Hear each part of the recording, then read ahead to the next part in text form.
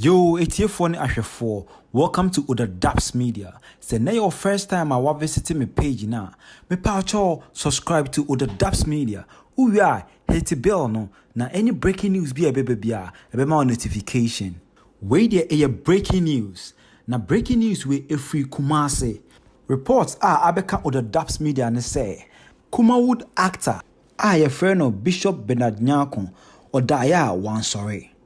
Bishop Bernard Nyarko na nsemu na oyare kakra ena amanfo speculate say na ono kra wewu ema ne maame ene ono Bishop Bernard Nyarko omo ba out ebe debunk death rumors ayede to ne so we na obi bebusa ya hu say edin pa na ekun yenua Bishop Bernard Nyarko. Reports abeka yensa che say ne die omo nim na family ne say yemo omo America kra no mako ye postmortem na omo de news na aba out. Etiefo na hwefo mo amu nim Bernard Nyarko no wa act Kumawood movies and some Accra movies mo one obi to say Jackie Appiah Nana Mark Brown Lil Wayne and most of the top stars aye movies bebre e Ghana.